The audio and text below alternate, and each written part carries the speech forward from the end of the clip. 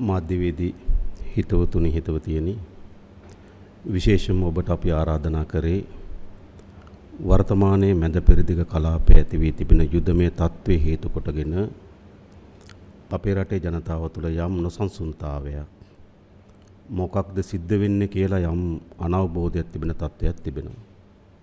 ඒ නිසා ඔවුන්ගේ ආර්ථික උපාය මාර්ග ආර්ථික නීරණ දේවල් ඉදිරියට ගෙන යන්න පුළුවන්ද? තමන්ගේ දරුවන් පාසල් යවන්න පුළුවන්ද? තමන්ගේ එදිනෙදා අත්‍යවශ්‍ය ආහාර පාන සපයා ගන්න පුළුවන්ද ආදී අවිනිශ්චිතභාවයක් ජනතාව තුළ තිබෙනවා. මොකද අපේ ජනතාවට මෑත කාලේ ඉතා කෙටි ඉතිහාසික අත්දැකීමක් තිබෙනවා. මෙවැනි ව්‍යසනයන් විසින් ජනතාවට අත්පත් වුණු ඛේදනීය ඉරණම. එනිසා ජනතාව තුළ යම් නොසන්සුන්තාවයක් බවට පත්වීම අපිට ඒක පිළිගත හැකියි. අපි තා පැහැදිලිව මේ යුද්ධයේදී අපි ආණ්ඩුවක් හැටියට රටක් හැටියට අපේ ස්ථාවර ප්‍රකාශ කරලා තිබෙනවා. අපේ ස්ථාවරයේ මේ යුද්ධයේදී මධ්‍යස්ථභාවය. අපේ ප්‍රකාශ, අපේ ක්‍රියාමාර්ග, අපි එළඹෙන සම්මුතීන් මේ සියල්ල ගැබ්බලා තිබෙන්නේ මේ මධ්‍යස්ථභාවය ආරක්ෂා කරගන්න. මා හිතනවා අපේ මධ්‍යස්ථභාවයේ ප්‍රතිපත්තිය අද ජාත්‍යන්තර වශයෙන් අපි පිළිගැනීමකට භාජනය වී තිබෙනවා. අපි විශ්වාස කිරීමකට භාජනය වී තිබෙනවා. එනිසා යුද්ධයේ කවර අන්තයන්ට මොන අන්තයන්ට තල්ලු වුණත් අපි අපේ මධ්‍යස්ථභාවය ගිලිහෙන්න කටයුතු කරන්නේ නැහැ. ඒ වගේම අපි රටක ආර්ථිකයක් හදන්න ඕනකම තිබෙනවා. ඕනෑම කම්පනයකදී ඔරුතු දෙන ආර්ථිකයක් සාමාන්‍ය ජනතාවගේ ජන ජීවිතය විශාල ලෙස අඩාල නොවන ආර්ථිකයක් අපි හදන්න. අපි දන්නවා අපිට ආකාර දෙකකින් මේ ආර්ථික කැළඹවිලි එනවා. එකක් අභ්‍යන්තර කම්පන. අපි දන්නවා නොවැම්බර් මාසයේ අගභාගයේදී දිට්ටුවක් වුණාටෝ කියන්නේ අභ්‍යන්තර කම්පනයක්. අපි හිතන මේ අභ්‍යන්තර කම්පනයේදී අපේ ආර්ථිකයට ඩොලර් බිලියන 4.1ක පමණ ආර්ථික හානියක් සිද්ධ වුණා. අපේ ආර්ථික GDP එකෙන් ගත්තොත් 4%ක වගේ බලපෑමක් ඇති වුණා. නමුත් අපිට අපි සතු තිබෙන මූල්‍ය ස්ථාවරභාවයත් ආර්ථික ශක්තිමත් භාවයත් හේතු කොටගෙන අපිට ඒ කම්පණයට සාර්ථක මුහුණ දීලා ඉතා කෙටි කාලයකින් අපේ රටේ සාමාන්‍ය ජන ජීවිතයත් ආර්ථික ක්‍රියාකාරකමකට පණ පොවන්න පුළුවන්කම ලැබුණා. එය ජනවාරි මාසයේ පෙබරවාරි මාසයේ අපේ ආර්ථික දත්ත වලින් පෙන්눔 කරනවා ඉතාමත් ශක්තිමත් කියලා. මොකද අපි මේ මාස දෙකේ පමණක් අපේ මහ බැංකුව ඩොලර් මිලියන 700ක් පමණ වෙළඳපොලේ මිලදී ගත්තා. ඒ මෑත ඉතිහාසයේ වැඩිම මිලදී ගැනීම. ඒ වගේම අපේ ආදායම් බදු දෙපාර්තමේන්තුව සුරාබදු දෙපාර්තමේන්තුව ඊළඟ අපේ රේගු දෙපාර්තමේන්තුවේ ආදායම් අපි අභිබවා ගියා ඉලක්ක සම්පූර්ණ කරලා. ඒ නිසා අපිට අභ්‍යන්තර කම්පනයට ඔරොත්තු දෙන්න පුළුවන්කම ලැබුණා. දැන් අපිට එල්ල වී තිබෙන බාහිර කම්පනයක්.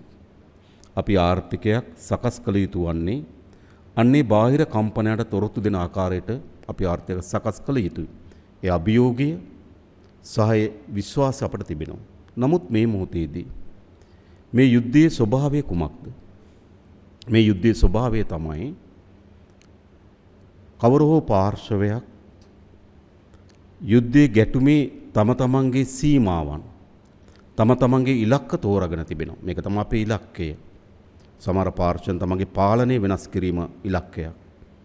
සමහර පාලනය මුළු සැපයුම් ජාලයත් බිඳ වැටීම ඉලක්කයක්. ඒක තමයි යුද්ධයේ ස්වභාවය. ඒ නිසා පහුගිය කාලේ අපි දැක්කොත් හෝමුස් සමුද්‍ර සංධිය වසා දැමීම, අනතුරුව තෙල් ගබඩා වලට පහර දීම, තෙල් ප්‍රවාහන කරන නැව් වලට පහර දීම, ඒ වගේම වරායන් වලට පහර දීම. එතන මේ අභිප්‍රායය තියෙන මොකද්ද? බලශක්ති වෙළඳ පොලේ ජාත්‍යන්තර පරිමාණයෙන් අර්බුදයක් නිර්මාණය කිරීම. ඒක හරිද වැරදිද යුක්ති සහගතද කියන එක වෙනම ප්‍රශ්නයක්.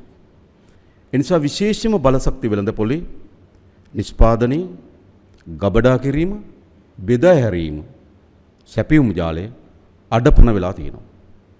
ඒක මම හිතන්නේ අද සාමාන්‍ය ලෝක තත්ත්ව පිළිබඳව කුඩා හෝ අවබෝධයක් තියෙන හැම කෙනාම දන්නවා. අද නිෂ්පාදනය අඩපණ වෙලා තිබෙනවා. ගබඩාකරණ අඩපණ වෙලා තිබෙනවා. සැපයුම් මාර්ග අඩපණ වී තිබෙනවා.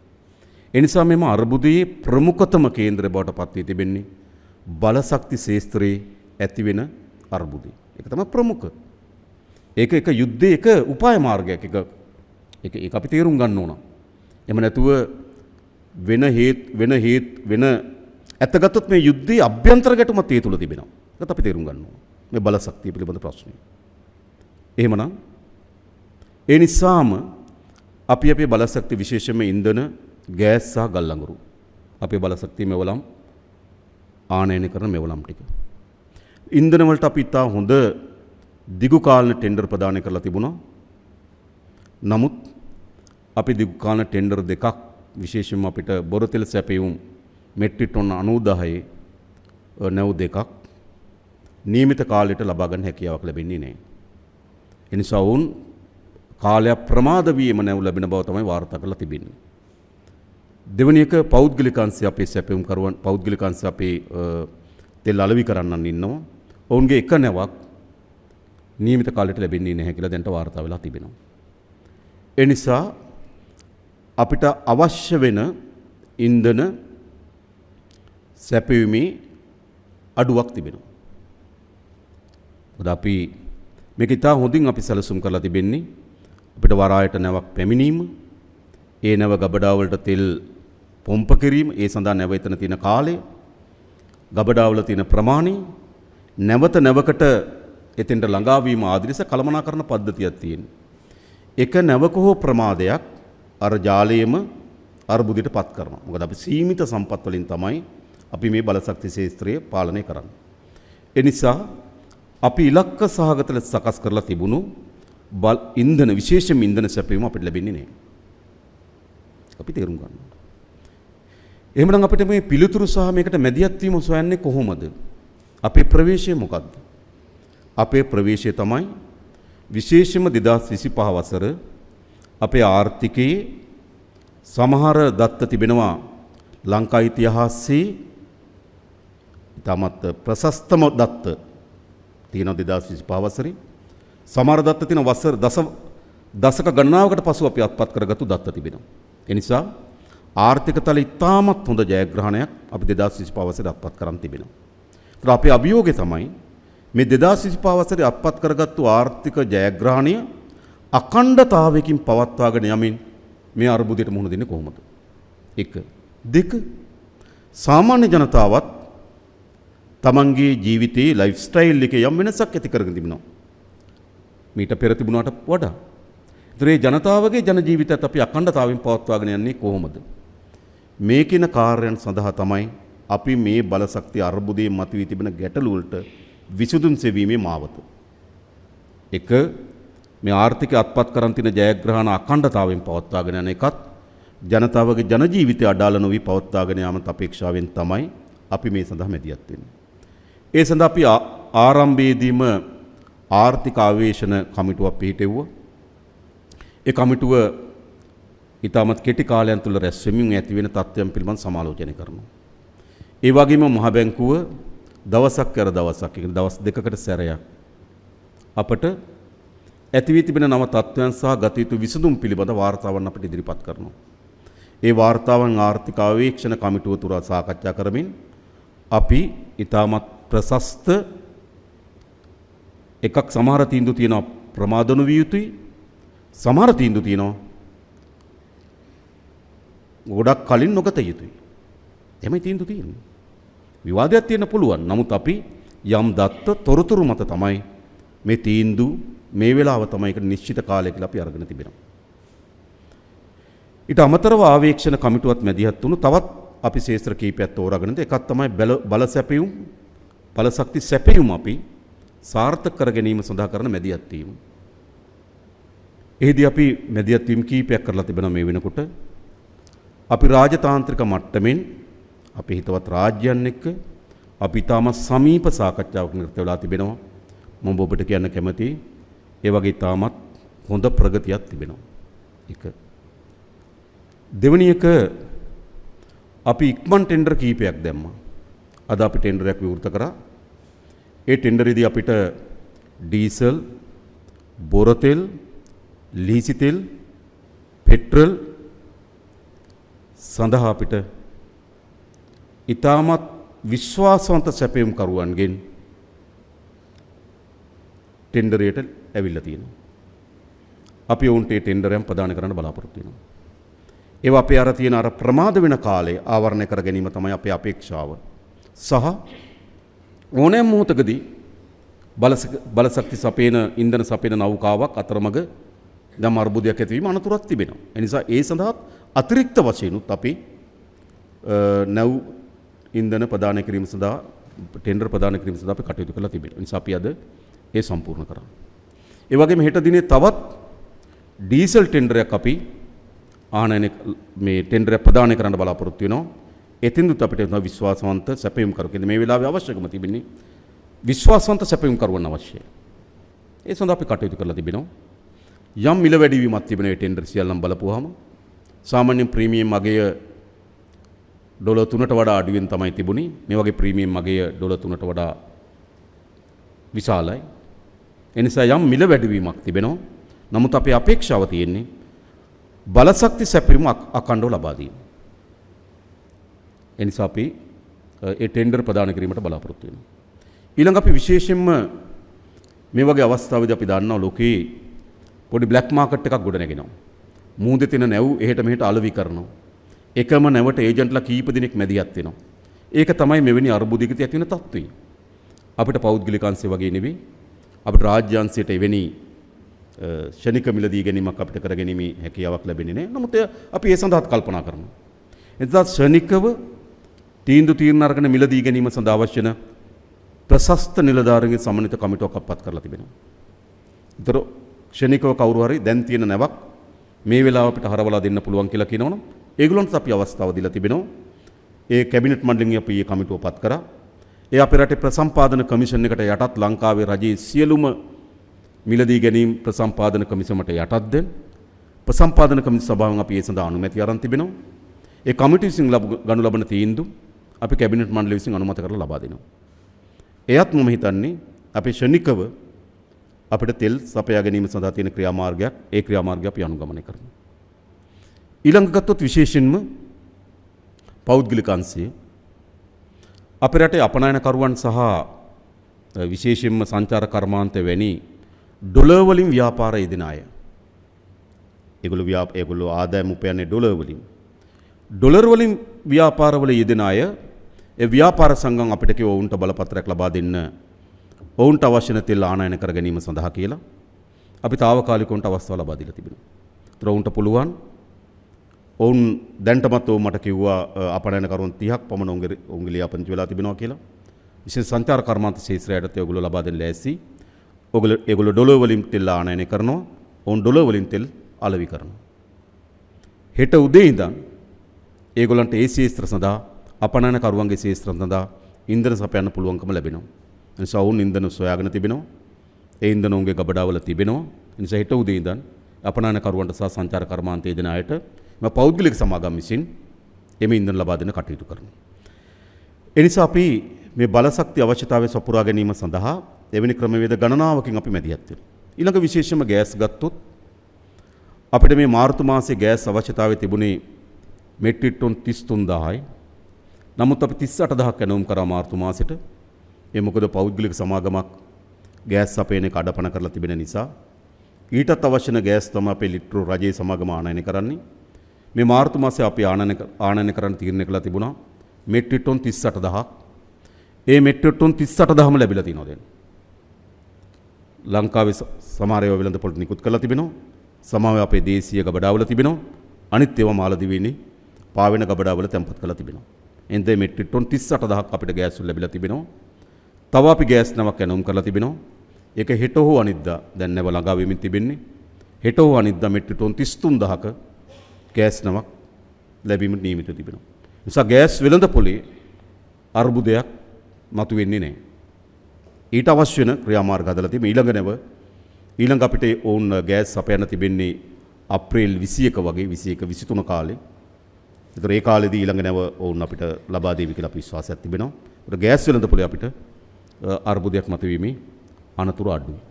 ඊළඟ ගල් අඟුරු අපි ගල් අඟුරු සැපයුම් කරුවන්ට ලබා දීලා තිබුණා. උන්ට නැව් 23ක් ලබා දුන්නා. දැන්ට නැව් 13ක් ලංකාවට ළඟා වෙලා තිබෙනවා. තව නැව් 12ක ළඟා වීම පිළිබඳ ප්‍රශ්නයක් මතුවලා තිබෙනවා. අපි පහුගියදා ශනික මිලදී ගැනීමේ ටෙන්ඩරයක් ඇඳෙව්වා. ඒ ටෙන්ඩරේ පිළිබඳ වාර්තා ඊයේ කැබිනට් මණ්ඩලයට ඉදිරිපත් කරා. ඒ කැබිනට් මණ්ඩලයෙන් එහි මිලදී ගැනීම කරුවෙකුට ලබා දෙන්න තීරණය කරා. එතන නැව් පහක් තිබෙනවා. ඔවුන් ඉතාමත් විශ්වාසවන්ත සැපයුම් කරු කියලා අපි විශ්වාස කරනවා. එහෙම වුණොත් අපිට ගල් අඟුරු ශේෂ්ත්‍රයේ අර්බුදය වළක්වා ගත හැකියි. ඒ වගේම ගෑස්, ගල් අඟුරු සහ ඉන්ධන විශේෂයෙන්ම අපේ රාජතාන්ත්‍රික සබඳතාවයන් හරහා එම රාජ්‍යයන්ගෙන් ලබා ගැනීම සඳහා අපි කටයුතු කරමින් තිබෙනවා. දැන් ඊට අවශ්‍ය වන ලිපි හුවමාරු වෙමින් තිබෙනවා. සමහර ගිවිසුම් පිළිබඳ අපි දැන් සාකච්ඡා කරමින් තිබෙනවා. ඒතර විදේශ අපේ මිතුරු රාජ්‍යයන් අපිට ලබා ගත හැකි සහාය පිළිබඳ අපි කල්පනා කරමින් තිබෙනවා. ඒ නිසා උපරිම ලෙස අපේ රටේ බලශක්ති ශේෂ්ත්‍රයේ අර්බුදයක් ඇතිවීම වැළැක්වීම සඳහා අපි කටයුතු කරමින් තිබෙනවා. ඊළඟ තමයි අපේ දැන් තියෙන බලශක්තිය අපි පරිස්සම් කර ගැනීම සඳහා තමයි අපි QR කේතයක් අපි හඳුන්වා දී තිබෙනවා. ඔබ දන්නවා QR කේතේ යම් යම් ගැටලු තිබෙනවා අපි දන්නවා. එතන අපි ආරම්භ කරන්නේ විශේෂයෙන්ම මේ සඳහා අපිට ස්වේච්ඡාවෙන් වැඩ කටයුතු කරන ඩයලොග් ආයතනයත් MIT ආයතනයත් සාපිතන අපේ ඩිජිටල් ආර්ථික පිළිබඳ උපදේශක අපේ හාන්ස් විජේසූරිය මැතිතුමා, ඒ වගේම අපේ නියෝජ්‍ය අමාත්‍යතුමා මේ පිළිබඳ අපි ඇත්තටම සාකච්ඡා කරා මේ දියත් කරන්නේ කොහොමද කියලා. සමහර යෝජනාවන් ආව දවස් දෙකක් සෙට් වහලා මේක ක්‍රියාත්මක කරමු කියලා. මොකද මීට පෙර මේක ක්‍රියාත්මකට වාසිය තිබුණ රට වැහිලා තිබුණේ.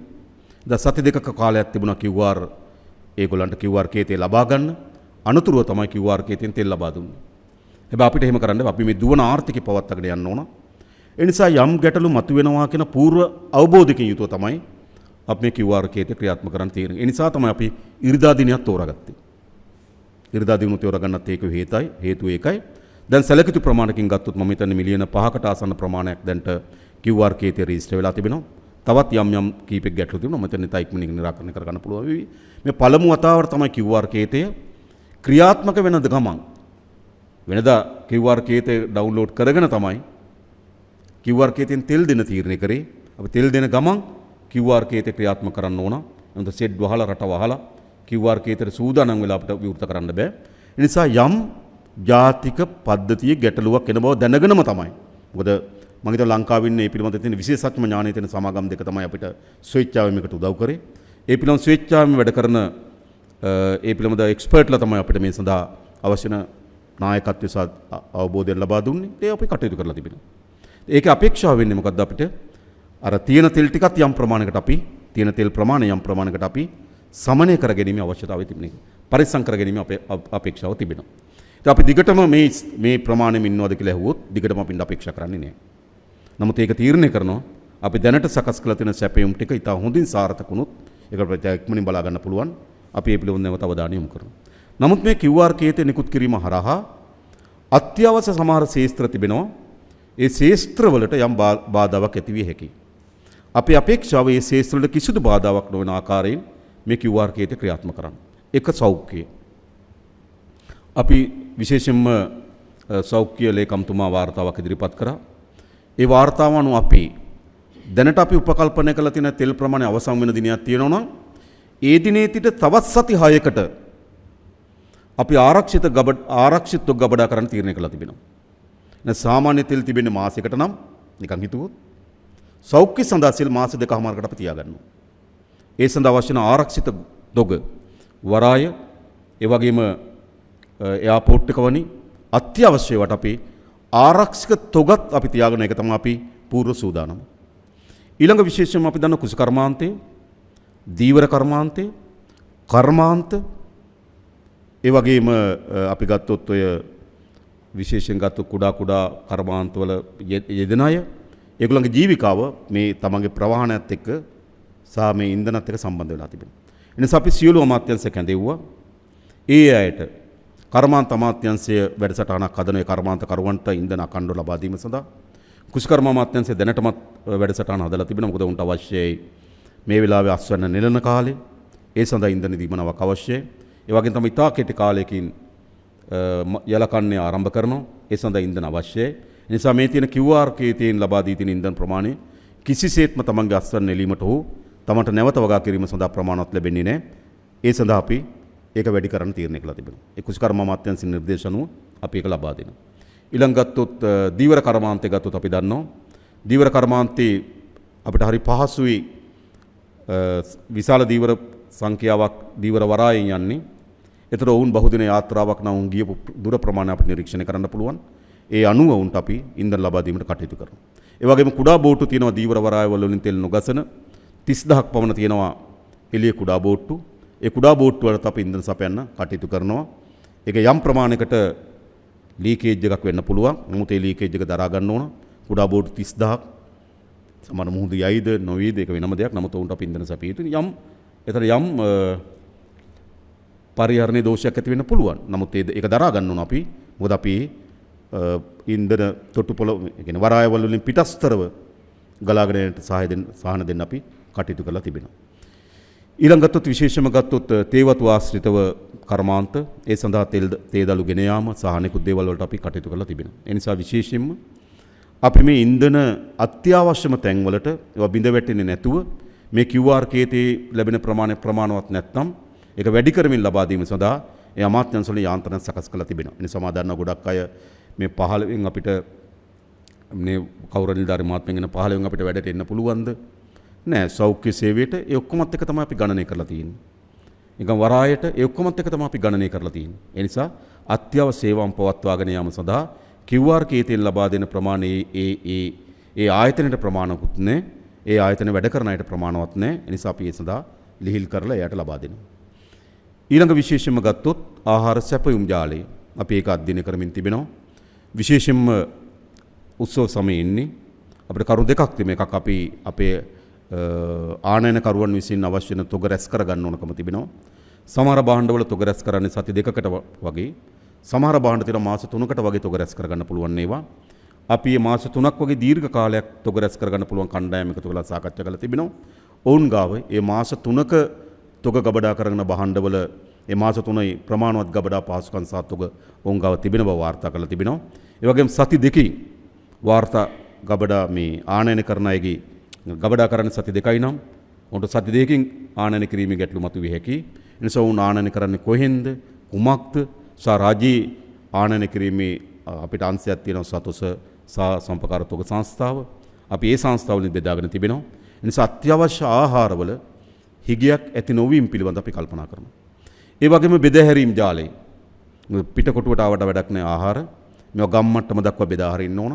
ඉතින් බෙදාහැරීම් සමහර යම් සමාගම් තමයි බෙදාහැරීම් කරන්නේ තනි පුද්ගලයන්ට වඩා. ඒ සමාගම් වෙළඳ අමාත්‍යාංශයෙන් දැන් අපි සාකච්ඡා කරමින් ඔවුන්ට අවශ්‍ය ඉන්ධන ප්‍රමාණය අපි ලබා දෙන්න ලෑස්ති වෙලා තිබෙනවා. ඒ වගේම නුවරඑළිය එළවලු නේද? එළවලු කලාපවල එළවලු අපි බෙදා හරින්න ඕන. ඒ සඳහා අවශ්‍ය ඉන්ධන ලබා දෙන කෘෂිකර්ම අමාත්‍යාංශ කටයුතු කරමින් තිබෙනවා. ඒ නිසා ආහාර දාමය අපිට අවශ්‍ය වෙන ආහාර සැපයුම් ඒ දාමේ බිඳ නොවැටි ජනතාවට අවශ්‍ය වෙන ආහාර ලබා දීමට අවශ්‍ය වෙන කටයුතු සම්පාදනය කරමින් තිබෙනවා. තුන්වෙනිව ගත්තොත් රාජ්‍ය සේවය. අපි හැම අමාත්‍යාංශයකටම ඉලක්කයක් දීලා තිබෙනවා. තමගේ අමාත්‍යාංශයේ තෙල් ප්‍රමාණය අඩු කරගත යුතුයි. අඩුම තරමේ 25කින්වත්.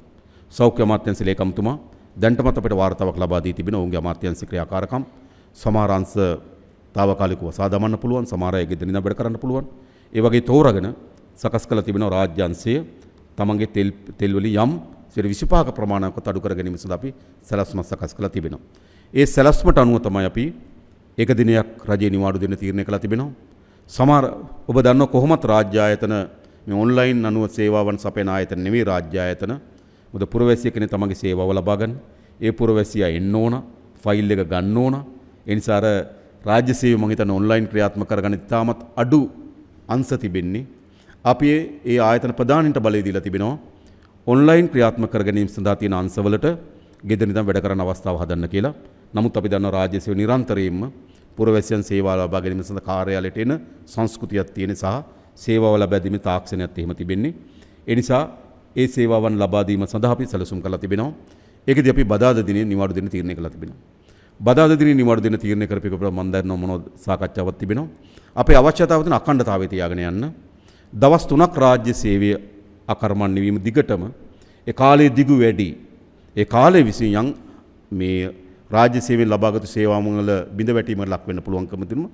දැන් අපි තාම සාර්ථකයි කියලා හිතනවා. අපි දවස් 2ක් වැඩ කරනවා. දවසක් නිවාඩු තියෙනවා. ආයෙ දවස් 2ක් වැඩ කරනවා. දවස් දෙකක් නිවාඩු තියෙනවා. නැවත දවස් දෙකක් වැඩ කරනවා. එතකොට අපි මේ රාජ්‍ය සේවයේ අඛණ්ඩතාවය ආරක්ෂා කර ගැනීම තමයි අපේ මේ ප්‍රමුඛතාවය බවට පත් උනේ. ඉතින් ඒ සඳහා අපි විශේෂම රාජ්‍ය සේවය ඇති කරගත වෙනස්කම් පිළිබඳ අපි අපේ අග්‍රාමාත්‍යතුමියගේ ප්‍රධානත්වයෙන් කමිටුවක් පත් කළා තිබෙනවා. ඒ කමිටුව ඉතාමත් හොඳින් අධ්‍යයනය කරමින් කුමද්ද ගත යුතු ක්‍රියාමාර්ග පිළිබඳ අපිට දැනුවත් කරමින් තිබෙනවා.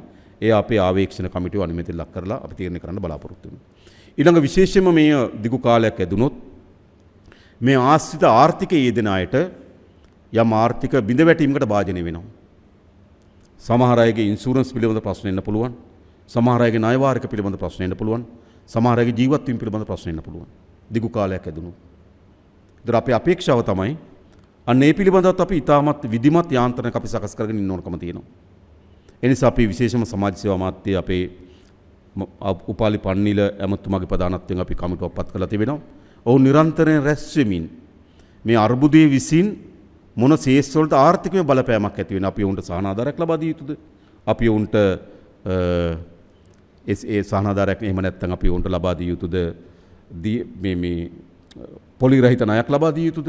ඉන්ෂුරන්ස් එකට මැදිහත් වීමක් විය යුතුද කියලා යෝජනාවක් හදන්න ඕන. ඒ සඳහා අපි කමිටුවක් පත් කරලා තිබෙනවා. ඒ නිසා මම හිතනවා අපි ප්‍රධාන ශේෂ්ත්‍ර හතරක එකක් අඛණ්ඩ බලශක්ති සැපයීම සපයා ගැනීම සඳහා කරන වේස, දෙක අත්‍යවශ්‍ය සේවාවන් සඳහා මෙහෙවීම, තුන රාජ්‍ය සේවය කොහොමද මේකට අවශ්‍ය වෙන පරිදි සූදානම් කරන්නේ, හතර මේන් පීඩාවට පත් වෙන ආර්ථික අභියෝගයට ලක් වෙන ආර්ථික හිරවීමට ලක් වෙන ප්‍රජාවක් ඉන්නවා නම් ඔවුන්ට ලබා දෙන සහනාධාර වැඩපිළිවෙල. මේක තමයි අපේ ඉලක්ක සාගත අපේ වැඩපිළිවෙල. ඉතින් මම හිතනවා මේ වැඩපිළිවෙල රජයේ වැඩපිළිවෙල. ඒ සඳහා සියලු දෙනා අපේ රාජ්‍ය නිලධාරීන්, අපේ මාධ්‍යවේදී හිතවතුන් හිතවතියන්, ඒ වගේම මා දන්නවා අපේ මහජනතාව මේ වැඩපිළිවෙලත් එක්ක අනුගත වෙන්න ඕනකම තියෙනවා. එහෙම නැතුව මේක අර රජයේ තියෙන අංශයකින් පමණක් කළ යුතු දෙයක් නෙවෙයි. මම හිත රාජ්‍ය අනුගත වුණොත් මේ කාර්ය සාර්ථක කරගන්න පුළුවන්. ඒ නිසා මම සියලු මහජනතාවගෙන් ඉල්ලා සිටින්නේ කිසි කෙනෙක් බියටපත් විය යුතු නැහැ. කලබලයට ලක් විය යුතු නැහැ. අපිට මේ කාර්යය කළ හැකි, මේ අභියෝගේ ජයග්‍රහණය කළ හැකි. ඒ අභියෝගේ ජයග්‍රහණය කිරීම සඳහා අවශ්‍ය වෙන ශක්තිමත් වැඩසටහනක් අපි ඉන්නවා. ඒ වැඩසටහන නැවත නැවත අපි විපරමට භාජනය කරනවා. වෙනස් වී යුතු තැන් වෙනස් කරනවා. දෛනිකව වෙනස් කරමින් මේ අභියෝග ජයග්‍රහණය කිරීම සඳහා මමත් අපේ අමාත්‍ය මණ්ඩලයත් අපේ රාජ්‍ය නිලධාරීන් මේ සියලු දෙනා මැදිහත් වැඩ කටයුතු කරනවා. ඒ සඳහා අවශ්‍ය වෙන සහාය අපේ ජනතාවෙන් අපිට ලබා දෙවි කියන විශාල බලාපොරොත්තුවක් අපිට තිබෙනවා. ඉතින් මේ තමයි අපිට මූලික අරමුණ තිබුණේ අපේ රටේ ජනතාවට කියන්න. ඊට අමතරව මම දන්නවා ගැටලු ප්‍රශ්න විශාල ප්‍රමාණයක් ඇති. ඒව ඔබට අහන්න පුළුවනි. ජනාධිපතිතුමනි මේ දැන් ඇත්තටම අපේ පෙර අත්දැකීම් එක්ක ජනතාව පොඩි ආතතියකින් ඉන්නවා කියන එක ඔබතුමත් පිළිගත්ත කාරණයක්. මේ දවස්වල මේ බලශක්ති ප්‍රශ්නයත් එක්ක පැන නැගිච්ච කාරණයක් තමයි බාල ගල් අඟුරු පිළිබඳව ප්‍රශ්නය. එතෙන්දී මතු කරන කාරණය අර පෙර පරිදි ඒ ප්‍රමිතියෙන් යුතුව ගල් අඟුරු නැති හින්දා විදුලි බලය සුපුරුදු විදිහට නිපදව ගන්න බැරි වෙලා ඊට පස්සේ ඒ ඌනතාවය පියවන්න රටට නැව්වලින් එන තෙල් භාවිත කරලා විදුලිය නිපදවන්න වෙයිද කියන සැකය ආතතිය සමාජය තුළ තියෙනවා ජනාධිපතිතුමනි. විශේෂයෙන්ම මම ගොඩක් පැහැදිලි කරන්නේ නැහැ මේක ටිකක් දීර්ඝ ලෙස පැහැදිලි කරන්න ඕන එකක්. අපේ රටේ ගොඩක් සැපයුම් වල කාටල හැදිලා තිබුණා. මතක තියාගන්න. රියදුරු බලපත්‍රය දෙන්නේ අවුරුදු ගණනාවක් එක්කෙනෙක්මයි. පාස්පෝර්ට් එක දෙන්නේ අවුරුදු ගණනාවක් එක්කෙනෙක්මයි. ගල් අඟුරු සපයන අවුරුදු ගණනාවක් එක්කෙනෙක්මයි. බෙහෙත් සමහර බෙහෙත් වර්ග සපයන අවුරුදු ගණනාවක් එක්කෙනෙක්මයි. මේවා කාටල. ඒකට දේශපාලන මැදිහත් වීම තිබුණා. නිලධාරී යාන්ත්‍ර මැදිහත් වීම තිබුණා. කළු ව්‍යාපාරයෙන් තිබුණා. අපි ආවේ කාටල ඒ විදිහට පවත්වාගෙන යන්න නෙවෙයි. අපි කාටල බින්දිනවා. ගෑස් දීර්ඝ කාලයක් එක්කෙනෙක් අතේ තිබුණා. බින්දිනවා. බින්දින්නේ මොකද්ද? සාධාරණ හැම කෙනාටම ප්‍රවිෂ්ඨ වෙන්න පුළුවන් සාධාරණ ටෙන්ඩර් ප්‍රතිපාටියක් අනුගමනය කරනවා. ඔකනේ අපි කරන්නේ. සමහර ටෙන්ඩර් හිටපුවාට ගිහින් තිනවා. කමක් නෑ අපිට ප්‍රශ්නයක් නෑ. හැබැයි සාධාරණ ටෙන්ඩර් ක්‍රමයක්. ඉතින් අපි ටෙන්ඩර් ක්‍රමයකින් කෙනෙක් තෝරාගත්තා. ඔවුන්ට ටෙන්ඩර් ඉදිරිපත් කරන තිබුණු පිරිවිතරයන් ඔවුන් සම්පූර්ණ කරලා තිබුණා. ඒ පිරිවිතරයන්ට අනුව ඔවුන් මේ තෝරාගත යුතු සමාගම, ඒකට සුසුකම් ලබන සමාගම. ඒ සමාගම තමයි අඩුම මිල ඉදිරිපත් කරේ. ඒ නිසා ඒ සමාගම ටෙන්ඩර් ප්‍රදානය කරා. ටෙන්ඩර් ප්‍රදාන කරාට පස්සේ සමහර ගල් අඟුරු අපේ ලැබ් වලින් ෆේල් වුණා. සමහර නැව. සමහර නැව තියෙනවා අපි ලැබ් කියන අපි ඉන්දියාවේ ලැබ් එකක් තෝරගෙන තියෙනවා ටෙන්ඩර් පටිපාටින් 2023 අවුරුද්දේදී. ඒතර ඔවුන් පටවන්න පෙර ලැබ් එකෙන් වාර්තාවක් එවනවා. ආවට පස්සේ අපි වාර්තාවක් ගන්නවා. සමහර වාර්තා දෙකේම පාස් වෙලා තියෙනවා. හැබැයි අපිට නොරොච්චෝලේ ගල්ලංගුරු වලින් අපේ ඉංජිනේරු මහතුරු කියන උන්ගේ තාක්ෂණික දැනීම අනුව ඒ තරම් විදුලිය නිෂ්පාදනය වෙන්නේ නැහැ කියලා අවස්ථා කියනවා.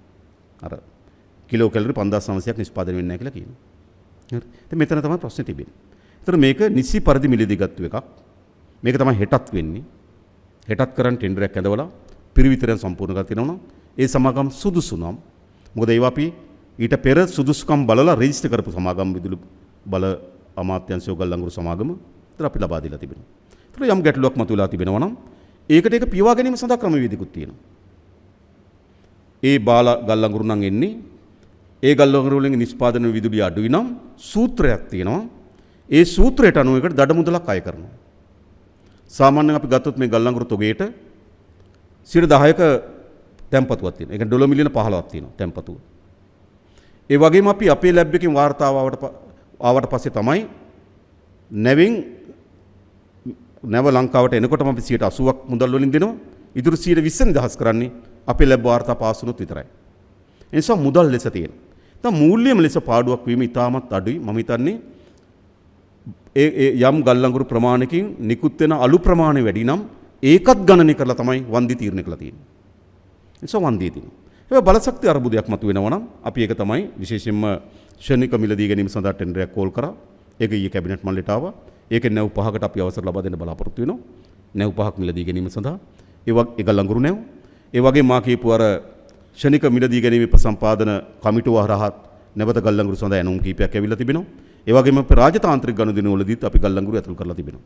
ඒ නිසා මම හිතන්නේ බලශක්ති අර්බුදයේ මතුවීම සඳහා ගල්ලංගුරු වල බලපෑමක් ඇති නොවන ආකාරයෙන් තමයි අපි කටයුතු කරමින් තිබෙන්නේ. නමුත් ගල්ලංගුරු වල ප්‍රමිතියේ ප්‍රශ්නයක් මතුවලා තිබෙනවා නම් අපි ඒකට අවශ්‍ය වෙන ක්‍රියාමාර්ග ගන්නවා.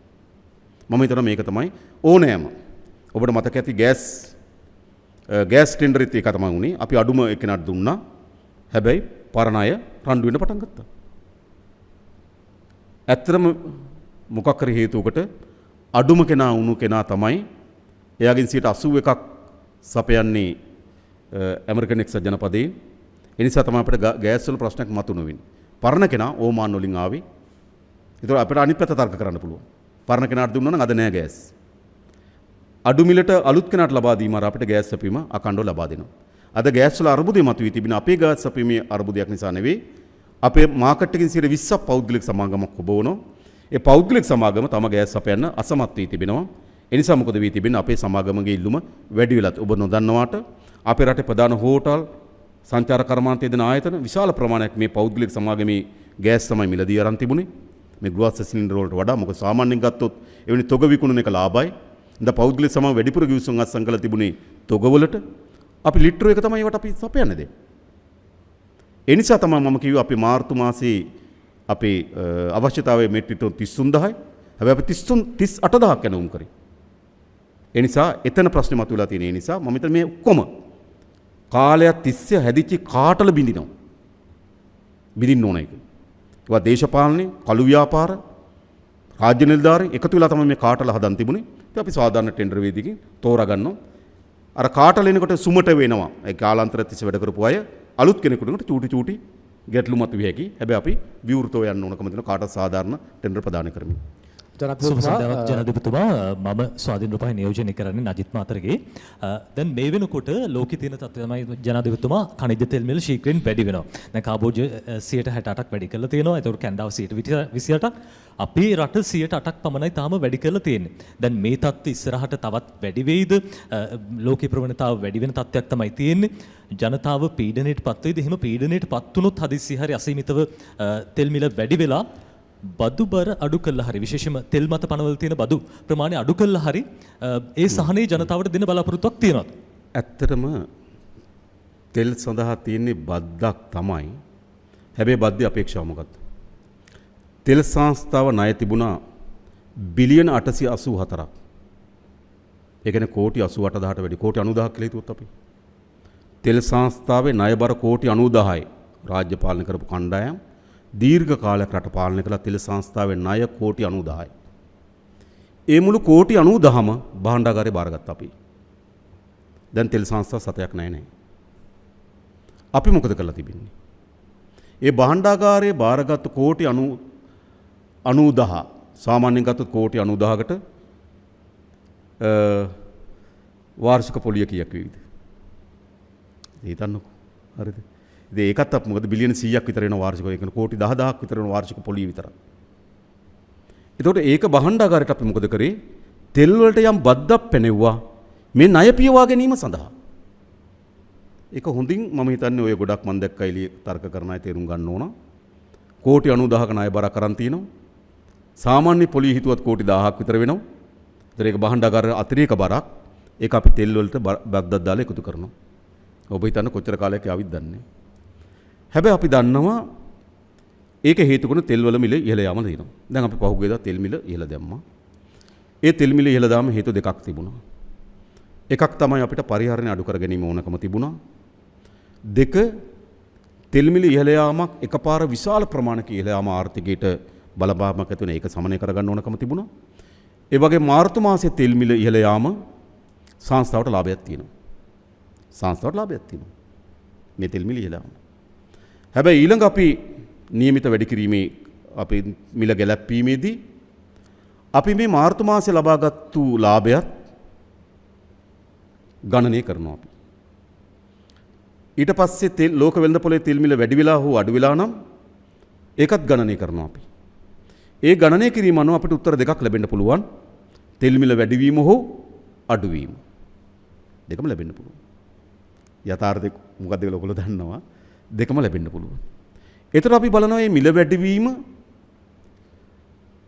ඒ තෙල් හරහා ගොඩනැගෙන ආර්ථිකයට බලපෑමක් ඇති කරනවා නම් අපි බද්දේ යම් ප්‍රතිශතයක් අයින් කරනවා.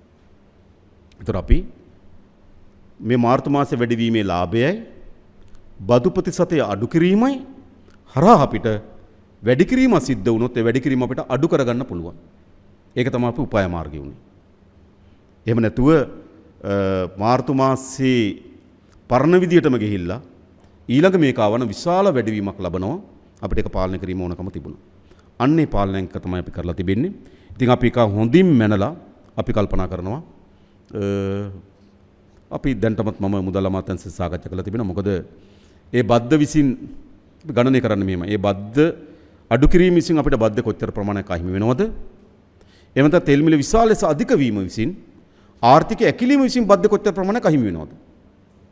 ඒ කියන්නේ අපිට උනත් බද්ද තියාගෙන තෙල් විශාල ලෙස වැඩි කරන්න පුළුවන්. හැබැයි මොකද්ද වෙන්නේ? ආර්ථිකය ඇකිලිලා ආර්ථිකයෙන් අපිට එන බදු ප්‍රමාණය අඩු වෙනවා.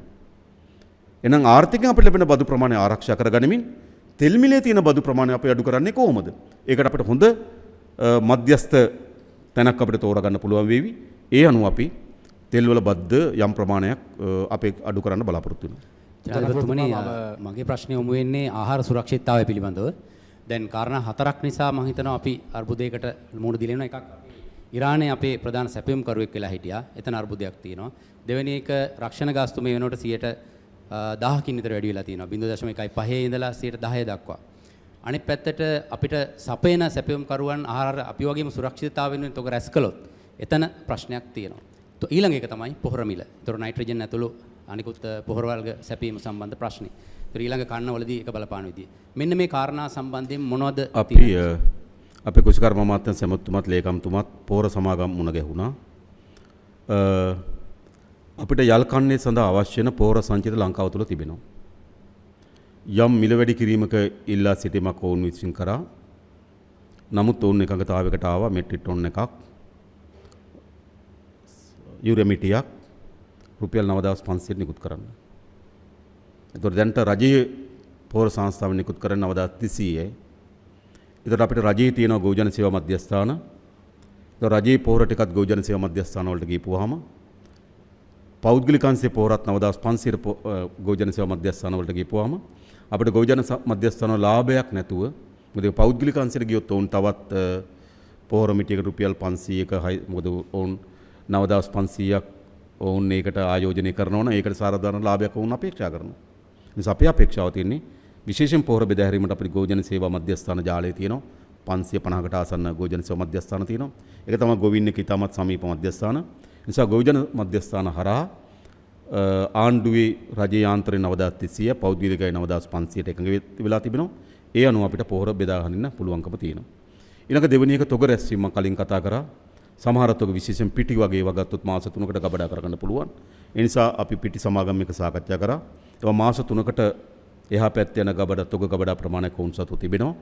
ඊළඟ විශේෂම ගත්තොත් මුං ඇට ධාන්‍ය වර්ග සමහර මාස 3කට ගබඩා කරන ඒ ධාන්‍ය වලින් අර නිෂ්පාදනය කරන සමාගම ඔය එක ආහාර නිෂ්පාදනය කරන ධාන්‍ය අඹරලා ඒ සමාගම් වලට අවශ්‍ය වෙන තොග තියෙන බව දැනුම් දුන්නා. හැබැයි සාමාන්‍ය පරිභෝජනට අවශ්‍ය වෙන ඒ වගේ ඉන්නේ මොකද මාස 3කට අවිලා ගබඩා කරගන්නේ නැහැ. සාමාන්‍ය පරිභෝජනට අවශ්‍ය වෙන ධාන්‍ය වර්ග මොකද එහෙම ගබඩා කර ගැනීම තොග වෙළඳට පාඩුයි. නිසා සති දෙකෙන් දෙකට තමයි ගේන්නේ. අපි ඕන් ගෙනවලා කැඳවලා සාකච්ඡා කරලා තිබෙනවා. නිසා ඕන් සහ අපි අතර සාකච්ඡාවල එකඟතාවයක් තියෙනවා. අපිට පුළුවන්කම තියෙනවා ඒ ආහාර සපයා ගැනීම සඳහා. ඒ වගේම ඊළඟ ප්‍රධාන ජාලය ගත්තොත් අපේ බෙදා හැරීමේ ජාලය පිටකොටුවට එන එක බෙදා හැරීම සඳහා අවශ්‍ය වෙන බෙදා හැරීම් සමාගම් බෙදා හැරීම් කම්පැනිස් කියන ඒ කම්පැනිස් එකත් සාකච්ඡා කළා. ඔවුන්ට අවශ්‍ය ඉන්ධන සහන ආධාර ලබා දෙන්න අපේක්ෂා කරන නිසා මම හිතන්නේ ආහාර බෙදා හැරීම ඉතාමත් අපි මාර කලින් කිව්වේ අපි සමහර ශේෂ්ත්‍ර වලට බෆර් ස්ටොක් එකක් තියාගන්නවා කියලා. ඒක ආහාරත් එහෙම ශේෂ්ත්‍රයක්. සෞඛ්‍ය එහෙම ශේෂ්ත්‍රයක්. සෞඛ්‍යයට අඩුම තරමේ ඉදිරියට සති 3කටවත් නේ සති 6කටවත් බෆර් ස්ටොක් එකක් අපි තියාගන්න ඕන. ආහාරත් අපි එහෙම සැලසුම් කරලා තිබෙනවා. ඉතින් මූලික වශයෙන් ගත්තොත් මේ කරුණු කීපය තමයි ඔබතුමාලට කියන්න තිබුණේ. ඉතින් මම අවධාරණය කරන්න මෙච්චරයි. අපිට ප්‍රශ්න එනවා. සමහර ප්‍රශ්න අප විසින්ම හදාගන්න ප්‍රශ්න. අපේ ආණ්ඩුව බොහෝ දුරට ආණ්ඩුව විසින්ම හදාගන්නා ප්‍රශ්න අවම කරලා තියෙනවා. සමහර ප්‍රශ්න එනවා ස්වභාවික ප්‍රශ්න. ඒවා තමයි දිට්ටෝ වගේ ඒවා. ඒවා අභ්‍යන්තර පමණක් නම් බලපාන්නේ අපි ඒවා කළමනාකරණය කරගෙන තිබෙනවා. සමහර ප්‍රශ්න බාහිර ප්‍රශ්න අපින් පරිබාහිරවමයි තියෙන්නේ. ඒවට අපිට කොච්චර පාලනය කරන්න පුළුවන්ද? කොච්චර ඒවා නවත්තන්න පුළුවන්ද කියලා බැලුවොත් අපි ඉතින්නේ ඉතා එහෙම බලපෑමක් කරන්න බැරි තැනක අපි ඉන්නේ. ඒ නිසා අපි එවැනි බාහිර කම්පනයක් කළමනාකරණය කර ගැනීම සඳහා තමයි රජයන් ඉන්නේ. ඉතින් අපි ඒ කළමනාකරණය සඳහා ඉතාමත් විධිමත් සංවිධිත වැඩපිළිවෙලක් හදලා තියෙනවා. ඒ නිසා මම ඇත්තටම අපේ මාධ්‍ය මිතුරන්ට වඩා මාධ්‍ය ආයතන හිමිකරුවන්ගෙන් ඉල්ලා සිටින කැමැතියි. මේ වෙලාවේ සමාජය මේ සඳහා අවශ්‍ය වෙන මඟ පෙන්වීම කරන්න. මේ සඳහා අවශ්‍ය වෙන මඟ පෙන්වීම කරන්න. ඒක තමත් වඩාත් යෝග්‍ය. ඒ නිසා අවසන් වශයෙන් මම ජනතාවට කියනවා මේ ප්‍රශ්න අපිට විසඳාගත හැකි ඔබගේ පැත්තෙන් ඉටු කළ යුතු කාර්යය ඉටු කර ගැනීම සඳහා කරන ආරාධනය තමයි මට ජනතාවට කරන්න තියෙන්නේ. ජනාධිපතිතුමා මම දෙරණ මාධ්‍ය නියෝජනය කරමින් පසන් ඔබතුමා පැහැදිලි කිරීමේදී කිව්වා අද දවසේදී ටෙන්ඩර් එකක් ඕපන් කරා කියලා ඉන්ධන සම්බන්ධයෙන් විශේෂයෙන් ඩීසල්, බොරතෙල්, ලිහිසි තෙල් සහ පෙට්‍රල්. ඒ වගේම හෙට දවසේදීත් මේ ඩීසල් සම්බන්ධයෙන් ටෙන්ඩර් එකක් ඕපන් වෙන බව කිව්වා. දැන් ජනාධිපතිතුමා මේ යුද්ධය ආරම්භ වෙන්නේ පෙබරවාරි 28 කියන දවසේ අපි ආසන්න දිනයක් ගත්තොත් කේන්ද්‍රීය දිනයක් ගත්තොත් එතෙන් සිටත් දින 4කට පසුව තමයි හෝමුස් සමුද්‍ර සංධිය වැසෙන්නේ. ආසන්න වශයෙන් අපි ගණන් කරොත් දින 20කට ආසන්න වෙලා තිබෙනවා යුද්ධය ආරම්භ වෙලා දවස් 15 ඉක්මවා ගිහින් තිබෙනවා හෝමුස් සමුද්‍ර සංධිය වසා දමලා. අපි ඍජුව වුන්ගෙන් ඉන්ධන මිලදී ගන්න තමයි. නමුත් අපි ඉන්ධන මිලදී ගන්නා රටවල් ඔවුන් සමග තමයි ගනුදෙනු කරන්නේ. අපි පරක්කු වුණා වැඩි නැද්ද ටෙන්ඩර් ඕපන් කරන්න මෙච්චර කාලෙ? එකක් තමයි පළවෙනි එක තමයි අපි මේකට අනුගමනය කරන්නේ වෙනස් ටෙන්ඩර් ක්‍රමයක්. ඒතර මේ වෙනස් ටෙන්ඩර් ක්‍රමය අනුගමනය කිරීම සඳහා කැබිනට් මණ්ඩලයෙන් අනුමැතිය අවශ්‍යයි. ඒ කියන්නේ අපි ටර්ම් ටෙන්ඩර්ස් දීලා තිබුණා. දිගු කාලන ටෙන්ඩර්ස් ලබා දීලා තිබුණා. ඒතර දිගු කාලන ටෙන්ඩර්ස් අපිට ලබා දෙන කාලරාමුව සකස් කරලා තිබුණා. දැන් අපිට ක්ෂණික මිලදී ගැනීම සඳහා ටෙන්ඩර් ක්‍රමයක් අනුගමනය කරන්න ඕන. සාධාරණ මිලදී ගැනීම ක්‍රමය. ඒ ටෙන්ඩර් ක්‍රමය අපේ කැබිනට් මණ්ඩලයෙන් අනුමත කරගන්න ඕන. අනතුරුව ගත්තොත් අපි ප්‍රසම්පාදන කමිෂන් සභාවෙන් නිරීක්ෂණ ලබා ගන්න ඕන. ඒකට අපි ඒක ලබා ගන්න. ඒ වගේම අපිට පෙළ ගහිලා තිබුණා එන්න ඕන නැව් ටික. නැව් ටික තියෙනවනේ දිනවක වහන. ඒතර අපි දැනට අපිට තියෙන්නේ මම ඔබට විවෘතව කිව්වොත් අපේ පස්සට ගිහිල්ලා තියෙන්නේ අප්‍රේල් 6-7 එන්න තිබුණු බොරතෙල් නැව. ඒක තමයි පස්සට ගිහිල්ලා තියෙන්නේ. මොකද අපිට බොරතෙල් දැන් තියෙන ගබඩා කර බොරතෙල් ප්‍රමාණය අපිට අප්‍රේල් 15 දක්වා ප්‍රමාණවත්. ඒතර මේක හොඳට බලන්න අපිට නැව් වෙන්න ඕන. ඒ නැව යම් ප්‍රමාණයක් ගන්නවා කාලයක් ගන්නවා දවස් 7ක් 8ක් විතර ගන්නවා මේ පම්ප් එකකින් තෙල් ටික ගෙනියන්න. ඊට පස්සේ ඒක අපිට තියෙන සීමිත ගබඩාවල ගබඩා කරන්න ඕන. ඒතර ගබඩාවෙන් පිරිපහදුවට කෙරෙන්න ඕන. එතකොට මෙතනින් අපිට මේ නැව එන්න තව වරා ඉඩ ප්‍රස්තාව හැදෙන්න ඕන. ඊට පස්සේ මේ ගබඩා හිස් වෙලා තියෙන්න ඕන. ඊට පස්සේ ගබඩා වලින් හැදෙන ඒවා බෙද හැරලා තියෙන්න ඕන. මේ පද්ධති කළමනාකරණ එක. ඒ කියන්නේ අපිට බෑ අද නැව් 10ක් ගෙනලා අපිට තියාගන්න බෑ. ඒතකොට ඒ අනුව තමයි අපි කාලසටහන හදලා තියෙන්නේ. නැව් ප්ලේස් කරලා තියෙනවා. ඒ ප්ලේස් කරන්නේ මේ තියෙන යාන්ත්‍රණයට අනුව. එතකොට CPC එකෙන් කොච්චරද? Sinopec එකෙන් කවදද නැව? IOC නැව කවදද? RM Park නැව කවද්ද කියලා ප්ලේස් කරලා තියෙනවා. එතකොට ඒවත් එක්ක අපේ ටෙන්ඩර් බැඳීමක් තියෙනවා. එතකොට අපි බලන්න ඕන කොතනද අවලංගු වෙන්නේ. දැන් අපි කලින් ටෙන්ඩර් දැම්මට වැඩක් නැහැ. ටෙන්ඩරේ දානකොට මේගොල්ලෝ කියන අපිට මේ දින කීපෙට විතර මේක වළංගු කියලා. නමුත් අපි අතන හිස් වෙනවද බලන්න ඕන. එතන හිස් වෙනව නම් විතරයි අපි එතෙන්ට නැවක් ප්ලේස් කරන්න පුළුවන්. ඔකයි තියෙන්නේ. ඒ නිසා තමයි විධිමත් මේ යාන්ත්‍රණය ඊටමත් විධිමත් වෙනවා. අන්නේ හිස් වෙන ස්ථාන පිරවීම සඳහා අවශ්‍ය වෙන ටෙන්ඩර් ක්‍රියාවලිය තමයි අපි අනුගමනය කරන්නේ. නමුත් ඒ අතරතුර ඔබතුමාලා මම දැක්කා විදේශ අමාත්‍යවරයා ඍජුවම රුසියාවත් සමග තානාපතිවරයා සමග සාකච්ඡා කරනවා ඉන්ධන මිලදී ගන්න.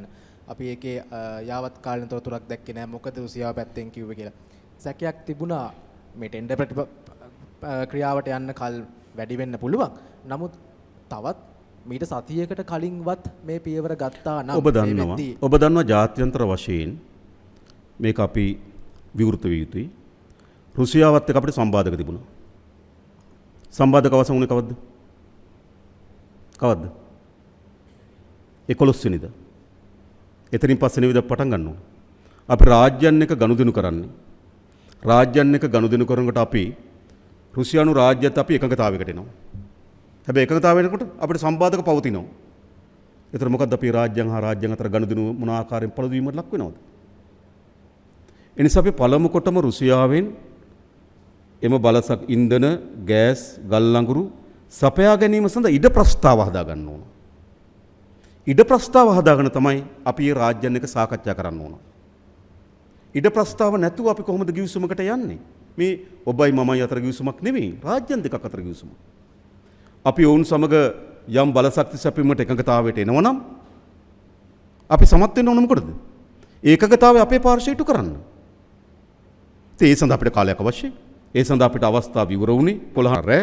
ඒ කියන්නේ 12 අද කීයද? ඒක මම කියන්නේ. ඒ නිසා තමයි මේ කියන්නේ අර නිකන් අපි මතු පිටින් දැක්කොත් මේව ප්‍රමාදයි වගේ මම දැක්ක ගොඩක් අය කියලා මේව ප්‍රමාදයි. මේ යුවාන් වලින් ගනුදෙනු කරන්න වෙයි, රූබල් වලින් ගනුදෙනු කරන්න වෙයි. ඇයි යුවාන් එකතු කරගත්තේ නැත්නම් ඇයි රූබල් එක බොරු හොඳේ. ගනුදෙනු කරන්න පුළුවන් ඕනෑ මුදල් එකකින් අපිට. අපි ඒක කතා කරලා තියෙනවා. හැබැයි අපිට අවශ්‍යකම තියෙන මොකද්ද? රුසියාව සහ අපි අතර එකඟතාවයකට එනවා නම් අපි ගණ්ඩ බැඳෙනවා. ගණ්ඩ බැඳෙනවා අපි බැඳීම ඉටු කරන්න ඕන. ඉටු කරන්න පුළුවන් පරිසරයක් අපි හදා ගන්න ඕන. එහෙම තමයි අපි ඒ සඳහා කටයුතු කරලා තිබෙන්නේ. ඒ නිසා මම හිතන්නේ අපි මේ හැම දෙයක් පිළිබඳවම ඒ තීන්දුව ගැනීමට පෙර අවශ්‍ය වෙන සියල්ල සලකා බලමින් තමයි තීන්දුව අරමින් තිබෙන්නේ. නිසා මම හිතනවා ඒ අවශ්‍ය වෙන සාධාරණ කාලය අනුව තමයි මේ තීන්දුව ටික ක්‍රියාත්මක වෙන්නේ කියලා.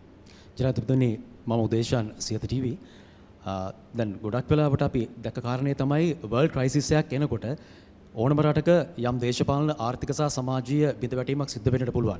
මීට පෙර තිබුණු අත්දැකීමත් එක්ක ගන්නකොට 2022 දී කොවිඩ් වසංගතය කියලා කියන්නේ වර්ල්ඩ් ක්‍රයිසිස් එකක්.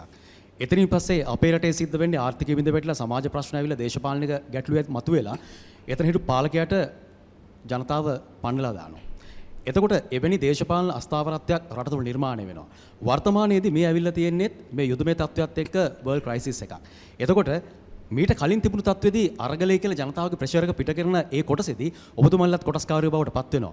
වර්තමානයේදී මේ ඇවිල්ලා තියෙන්නේ වර්ල්ඩ් ක්‍රයිසිස් එකක් මේ තියෙන තත්ත්වෙත් එක්ක. එතකොට රටේ දේශපාලන ආර්ථික සහ සමාජ බිඳවැටීමක් වැටෙන්නේ නැතිව මේ රට පවත්වාගෙන යාම සඳහා වන වැඩපිළිවෙල ඔබතුමාලා සතුද සහ ඔබතුමාලා විශ්වාස කරනවාද රටේ ජනතාව දැන් මේ වෙනකොට යුද්ධය නිසා මෙහෙම වෙනවා කියලා හිතයි. හැබැයි ඔබතුමාලා දන්නවා කලින් සිද්ධියේදීත් හැමදාම ජනතාව ප්‍රෙෂර් එක දරාගෙන ඉන්නේ නැහැ. ඒ ප්‍රෙෂර් එක පිට කරනවා. මේ විදිහේ පීඩනය වැඩි වුණොත් ජනතාව එතන අරගලයක් හෝ යම් තැනකදී ජනතාව ප්‍රෙෂර් එක පිට කරන්න පුළුවන්. ඒකට සූදානම් දාන්න. පළවෙනි එක සංසන්දනයේ වැරදි. ලෝකෙ පුරාම කොවිඩ් ගියාට ලෝකෙ පුරාම තෙල් පොලින් ආවේ නැහැ. එමෙන්න ඕන. ලෝකෙ පුරාම කොවිඩ් තිබුණා. ලෝකෙ පුරාම එන තෙල් පොලින් ආයිතු තිබුණා. ආවේ නැහැනේ. හැබැයි අද මොකද වෙන්නේ තිබෙන්නේ? යුද්ධයේ බලපාම ලෝකෙ පුරාවටම තියෙනවා. ශක්තිමත් ඒකින රාජ්‍යයන් තුල පවා මේ හිගය මිල වැඩිවීම ඇවිල්ලා තියෙනවා. මා ගොඩක් අර අතීතයට විවේචනය කරන්න හෝ අතීතයේ හාරා උස්සන්න බලාපොරොත්තු වෙන්නේ නැහැ. 아무ත් අපි හරියට තේරුම් ගත යුතුයි කියලා මම හිතනවා. ඉතින් අපේ අපේක්ෂාව මම හිතනවා සමහර දේශපාලන බලවේග ඉන්න පුළුවන් මේක අවස්ථාවක් කරගන්න පුළුවන්ද කියලා. කමක් නැහැ දේශපාලනේ. දේශපාලන ඉතාමත් නපුරු හීනයක් දකිමින් දේශපාලන ව්‍යායාමයේ සාර්ථක කරගන්න පුළුවන් නම් ඒකට අපි කමක් නැහැ. කැමති නෙමෙයි කමක් නැහැ. හැබැයි ඒ නපුරු හීනය යථාර්ථයක් වෙන්නේ නැහැ. මිනිස්සු 2022 නැගිට්ටේ තෙල් නැති හින්දා විතරක්ද? තිබුණු සටන් පාට බලන්න. හැම කෙනාම විගණනයට ලක් විය යුතුයි. මොකද ඒ සටන් පාට ගැඹුරු තිබෙන තෙල් ප්‍රශ්නේ. තිබුණු සටන් පාට මොනවද? මේ අදි වරප්‍රසාද සහිත දේශපාලන සංස්කෘතිය වෙනස් විය යුතුයි. තෙල් අර්බුදේ සටන් පාට නෙවෙයි. තෙල් තමයි බලශක්තිය සමයි අර්බුදයට මඟ පෑදුවේ. හැබැයි අර්බුදේ සටන් පාට බවට පත් වුණේ බලශක්තිය පමණක් නොවේ. දේශපාලන සටන් පාට තිබුණා. මම හිතන්නේ එදා අරගලේ තිබුණු දේශපාලන සටන් පාට අපි නියෝජනය කරපු අය. කියන්නේ ඒ සටන් පාට වලට පක්ෂපාතී අය. යලි එවැනි දේශපාලන සටන් පාට ලංකාවේ පොළොවේ පැලවෙන්නේ නැහැ. ආර්ථිකයේ සටන් පාට ඒවි මේ අර්බුදයත් එක්ක ආර්ථිකයේ ඇති වෙන අර්බුදයන් සමනය කර ගැනීම සඳහා මා යට කී වැඩසටහන ඉදිරිපත් කරේ. ඒකත් අපිට දැඩි විශ්වාසයක් තිබෙන කරන්න පුළුවන්. මොකද මේක ජාත්‍යන්තර පරිමාණ ගැටුමක් තමයි. අපිට අපේ පාලනය කිරීමේ සීමාකම් තියෙනකත් ඇත්ත. හැබැයි අපේ අපේක්ෂාව මොකද්ද? අපේ ආර්ථිකය සහ සමාජ ජීවිතය අඩාල වෙන්න නොවිදී ආකාරයෙන් මේක කළමනාකරණය කරගන්නේ කොහොමද? ඒ සඳහා අවශ්‍ය වෙන සලස්ම සකස් කරලා තිබෙනවා. ඉතින් මම හිතනවා දැනට අපිට විශාල විශ්වාසයක් තිබෙනවා. මේ වැඩසටහන අපේ ජනතාව තුළ අවිශ්වාසය මගහරව ගන්නත් අපේ ආර්ථිකයට බලපාන මහා බලපෑම අවම කරගන්නත් හේතු වේවි කියලා. ජනාධිපතිතුමා මේ ගල්ලංගුරු සම්බන්ධයෙන් ඇත්තටම ප්‍රශ්නයක් තියෙනවා. විශේෂයෙන්ම මේ සම්බන්ධයෙන් චෝදනා වෙන්නේ ඔබතුමාගේ ඇමතුමාට කුමාර ජයකොඩි මහත්මයාට. ඔහුට දැනටමත් මහාධිකරණය හමුවේ නඩු පවරලා තියෙන වෙනත් සිද්ධියකට. ඉතින් ඔබතුමා මේ සම්බන්ධයෙන් විපක්ෂය චෝදනා කර ඉන්නවා. ඒ ඔබතුමා මේ සම්බන්ධ විධිමත් පරීක්ෂණයක් සිද්ධ කරන්නේ නැත්තේ. විශේෂයෙන්ම ඒක එහෙම කළා නම් ඔබතුමාට පුළුවන් ඒකෙන් විශේෂයෙන්ම අපේ කවරෝ අමාත්‍යවරයෙක් අමාත්‍යවරයාගේ බලතල අමාත්‍යවරයාගේ විශේෂපතේ උපයෝගී කරගෙන කොතනක හෝ අධිකරණයක නඩුවක් පැවරෙනවා නම් පහුවදා වුම ඉවත් කරනවා. මතක තියාගන්න. ජයකොඩි පිළිබඳ මතුවලා තියෙන ප්‍රශ්නය 2014 ඔහු රාජ්‍ය නිලධාරියෙක් ලෙස ඉන්නකොට ප්‍රසම්පාදනය ඇති වී ගැටලුවක්. මා ඒක උසාවි නඩුවක් තියෙන නිසා පැහැදිලි කරන්නේ නැහැ. මේක උසාවිදි තියෙනවා. හැබැයි ඔහු අමාත්‍යවරයා හැටියට නම් අද චෝදනා ලබලා අධිකරණයට ගොනු කරලා තිබෙන හෙට මං අමාත්‍යවරෙන් අයින් කරනවා. මෙහෙමයි. ඊළඟ ගල්ලංගුරු පිළිබඳව ඉතින් මේකට දැන් මම හිතන්නේ පාර්ලිමේන්තු තීරණකාර සභාවක් ඉල්ලා තිබුණා. එතන විභාගෙ ලක් කරන්න පුළුවන්. මොකද මා පරීක්ෂණයේ පක්ෂපාතී කියන්න පුළුවන්. මා දන්නේ තාමත් කවුරුත් අල්ලස් කොමිසමට ගියා කියලා පරීක්ෂණ කරන්න පුළුවන්. කිසිසේත්ම ජනාධිපති ලේකම් කාර්යාලය මා දන්නා මීට පෙර ජනාධිපති ලේකම් කාර්යාලය කමිටුවක් හදලා වාර්තාවක් හදාගෙන සුද්ධ වෙච්ච ඉතිහාසයක් තිබෙනවා. මා ඒකට එන්නේ නැහැ. මා පැහැදිලිවම ඒ බලයේ තිබෙන ආයතනයන් තිබෙනවා. ඒ ආයතන විධිමත් පරීක්ෂණ කරයි. මා සතුව තොරතුරු සහ මායක සමීපව අධ්‍යයනය කිරීම හරහා මා දන්නවා එතන වංචාව මාට තියෙන යුතු ගැනීම තමයි එතන වංචාව සිදු වෙනා නැහැ. වංචාව සිදු වෙලා නැහැ මා දන්නවා. නමුත් පාර්ලිමේන්තුවට පුළුවන් එක පාර්ලිමේන්තු කෝප ආයතනයට පුළුවන් අල්ලස් දූෂණ කොමිසමට පුළුවන් ඒ පරීක්ෂා කිරීම හරහා යම් දූෂණයක් හෝ වංචාවක් පිළිබඳ චෝදනා එල්ල වෙනවා නම් එතෙදි මම ක්‍රියාමාර්ග ගන්නවා. ජනාධිපතිතුමා දැන් මේ විදුලි කප්පාදුව සම්බන්ධ විශාල සාකච්ඡාවක් නිර්මාණය වෙලා තියෙනවා. රජයේ විදියට මොකක්ද දැන් මේ වෙනකොට නැවතම තත්ත්වයේ සම්බන්ධව සාකච්ඡා කරගෙන යනවාද? දැනට අවශ්‍යතාවයක් පැන නැගිලා නැහැ. මා කියන්නේ දැන් අපි දැන්ට අපේ සැලසුම ඇතුළේ මා කලින් ඉදිරිපත් කරපු සැලසුම තියෙන්නේ. ඒ සැලසුම ඇතුළේ විදුලි කප්පාදුවක් නැහැ. නමුත් මේ යුද්ධයේ සීමාමායින් ඔබට හෝ මට හෝ කාටවත් තීරණය කරන්න බෑ කියලා මා හිතනවා. මා හිතනවා සමහර විට යුද්ධයේ ප්‍රධාන පාර්ශ්වයන්ටවත් මේ යුද්ධයේ සීමාමායින් තීරණය කරන්න බෑ. ඒ නිසා දැනට අපි සකස් කළ තියෙන වැඩපිළිවෙල ඇතුළේ විදුලි කප්පාදුවක් නැහැ.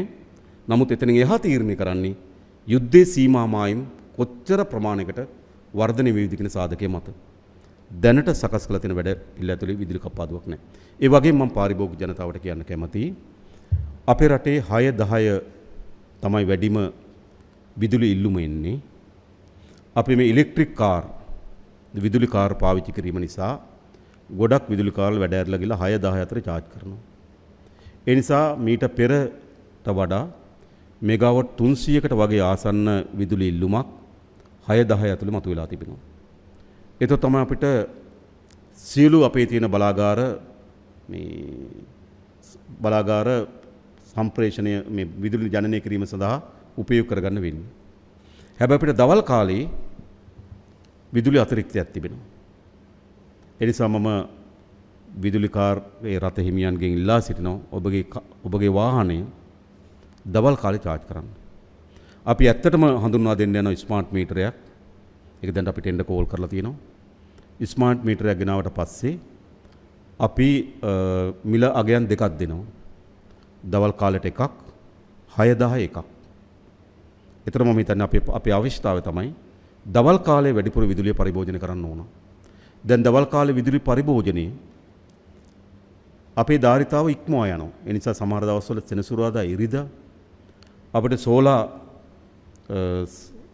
බලශක්ති සැපයුම් කරවන්ගෙන් අපි මිලදී ගන්න නැති තත්ත්වයක් මතුවලා තිබෙනවා. අපි විශාල ලෙස සූර්ය බලෙන් විදුලිය හදාගෙන ගියා ගබඩා කිරීමේ පහසුකම් නැතුව.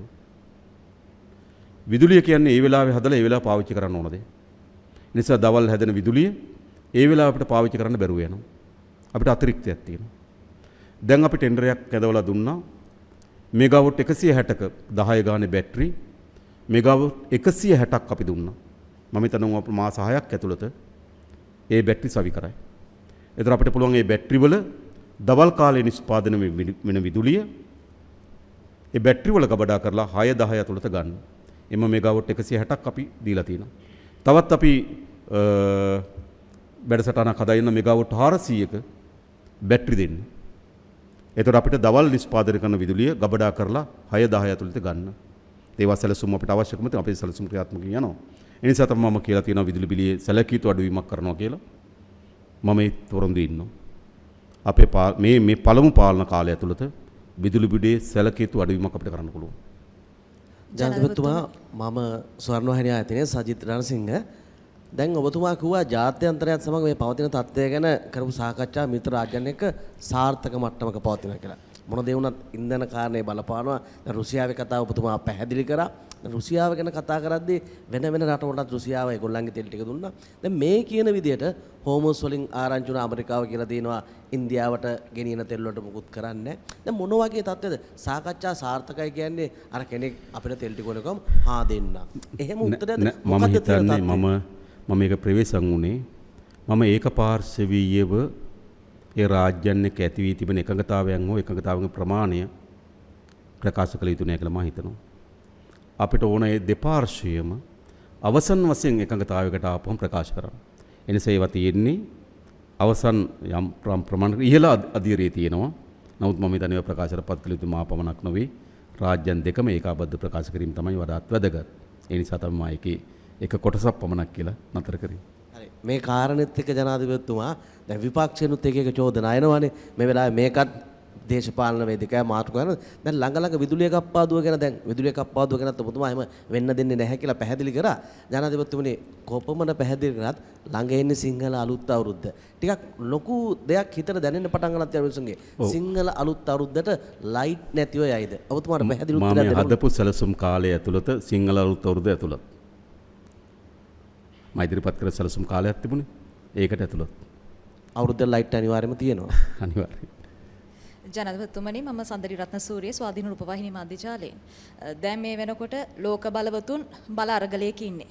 ලංකාව විදිහට අපිට තවමත් නොබැදි පිළිවෙත ඉදිරියට ගෙන යාමට හැකියාවක් තියෙනවද? මම හිතනවා ඒක තමයි අපි කොපමණ අසුරු තත්වයන් යටතේ හරි අපි සිටිය යුතු ස්ථාවරය. මම දන්න අසුරුතාවයන් තිබෙනවා. මෑතකදී යෝජනාවක් පිළිබඳව අපි අපේ ස්ථාවරේ හිටියා. ඒ නිසා මම හිතනවා අපි ඉරානයේ ප්‍රහාර ලක්වුණු නාවිකයන් මුදවා ගැනීමේදීත් අපේ ස්ථාවරය ආරක්ෂා කරා.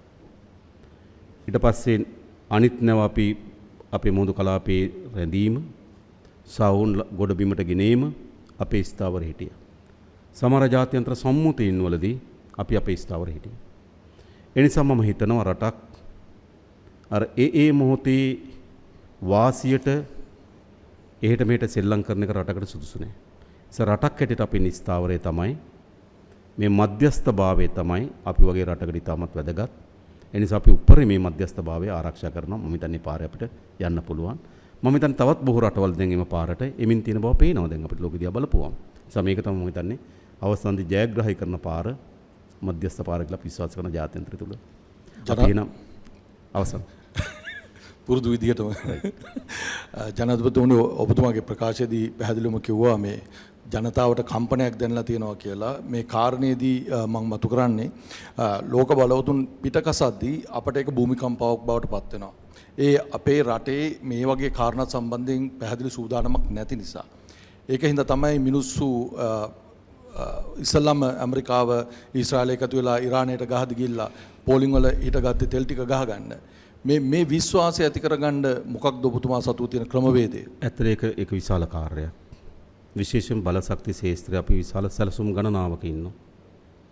මම හිතන්නේ අපි එකක් අපේ ගබඩා පාසුකම් වර්ධනය කරගත යුතුයි. අපි මේ වන විටත් ආරම්භ කළ තියෙන කොළොන්නාවේ නව ගබඩා 6ක් හදන්න. කොළොන්නාවේ. ඒ වගේ මුතුරාජවල තව ගබඩා 2ක් හදන්න. ත්‍රිකුණාමලේ ගබඩා සංකීර්ණ අපිට ගබඩා 24ක් අයිතියි. අපි ඇවිල්ලා තීරණයක් ගත්ත ගබඩා එහින් තෙල් ටැංකි 4ක් හදන තීරණයක් ගත්තා. දැන් අපි 2ක් හදලා අවසන් කළා තියෙන. ඉතුරු 2 අවසන් කරනවා. ඒතර ගබඩා පාසුකම් සකස් කර ගැනීම සැලැස්මක අපි ඉඳිමින් සාර්ථක කරමින් තියෙනවා. ඊළඟ තමයි අපේ පයිප්ලයින් එක. මේවා විශාල අබල දුබල වෙලා තියෙනවා. ඒ නිසා අපිට විශාල කාලයක් යනවා නැවක් අරන් කොළොන්නාවට තෙල් ටික ගේන්න. දින 8ක් යන එක දින 4ක් අඩු කිරීම සඳහා අපි නල පද්ධතියෙන් ටෙන්ඩර් කැඳවලා තියෙනවා. අඟල් 18 සහ අඟල් 24 අලුත් නල පද්ධතියක් අපි වරායේ ඉඳන් කොළොන්නාවට ගේනවා. ඊළඟ අපේ සපුගස් කන්දේ තියෙන ෆර්නස් ඔයිල් දැවි තෙල් අපි ඉක්මනින්ම ගෙනයන්න ඕන කැලණි 30ට. හැබැයි කැලණි 30ට ගෙනන ගබඩ මේ මාර්ග බට ලයින් එකත් මුළුමනින්ම අකර්මණය වෙලා තියෙනවා. අපි ඒක ඉදි කරන්න ටෙන්ඩර් එකක් දැන් කෝල් කරලා තියෙනවා. ඊළඟ අපේ කොළොන්නාවේ ඉඳන් එයා කටුනායකට අපිට ගෙනියන්න ඕන ගුවන් යාන ඉන්ධන. ඒ ගුවන් යාන ඉන්ධන දැන් අපි බවුසර් වලින් ගෙනියන්නේ. අපි ගුවන්තොටුපොළ අපි ප්‍රධාන හබ් එකක් බවට පත් කරන්න පුළුවන්. මේ ඇති වී තිබෙන දේශපාලනෙත් මම හිතනවා අපිට ඉතාමත් හොඳ අවස්ථාවක් තියෙන හබ් එකක් බවට පත් කරන්න.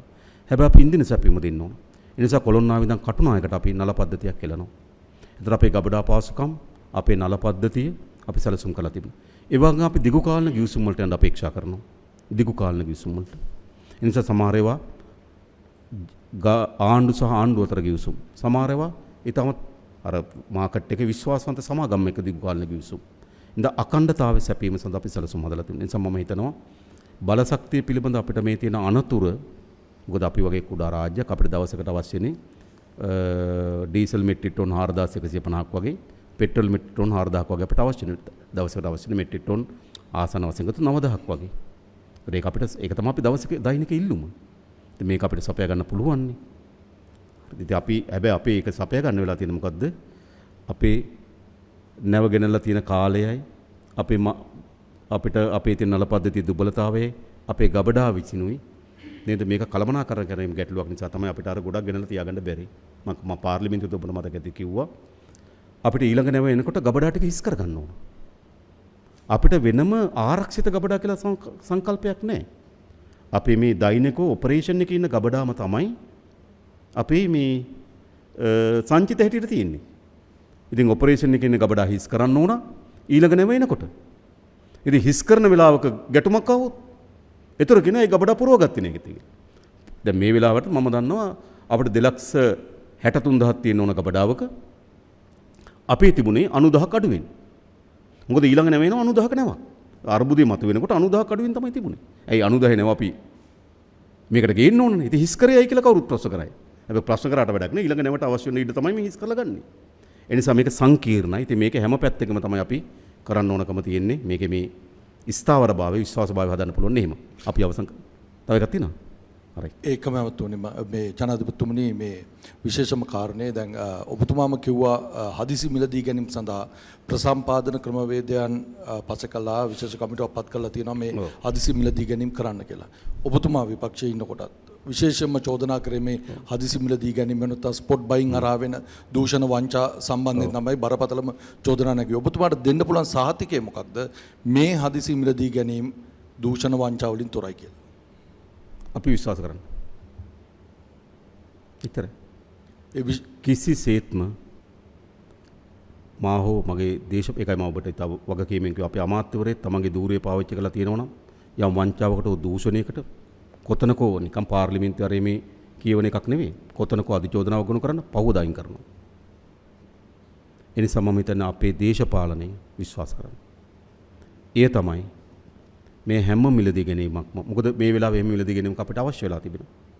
ඒ මිලදී ගැනීම අවශ්‍ය වුණාම අපි දන්නා මේ මිලදී ගැනීම අස්ස විශාල ගනුදෙනු යන බව. මම ඊටමත් රාජ්‍ය සේවයේ යම් ප්‍රමාණයකට විශ්වාසදායක කණ්ඩායමක් තමයි යම් ෆිගර්ස් හැටියට ඉන්න කණ්ඩායම තමයි කමිටුවට පත් කරලා තිබෙන්නේ. ඒ උන්ට තමයි මේ පිළිවන් තීරණ ගැනීම බලය දීලා තියෙන්නේ. ඒ උන් ගන්න තීරණය තමයි අපි කැබිනට් මණ්ඩලය අනුමැතිය ලබා දෙන්නේ. මම හෝ වෙන කවුරුවත් අපි සමාගම් යොමු කරන්න මෙයා තෝරගන්න කියලා මම හිතා කරන්නේ. කවුරු හරි කෙනෙක් ඒ සමාගමට කවුරු හරි දේශපාලකෙක් හෝ රජ නිලධාරියෙක් කරා ආවොත් ඒක තමයි තෝරා ගැනීම නුසුදුසුකම කියලා මම කියලා තියෙනවා. ඔබට එක සමාගමක් ගැන දේශපාලකෙක් කතා කරොත් ඔබට එක සමාගමක් ගැන රාජ නිලධාරියෙක් කතා කරොත් ඒක තමයි එයා තෝරා ගන්න තියෙන නුසුදුසුකම. එතන අපි තියලා තියෙනවා. එහෙනම් බොහොම ස්තුතියි හැම දිනාටම නේද? නම් බොහොම ස්තුතියි අපි අවසන් කරමු.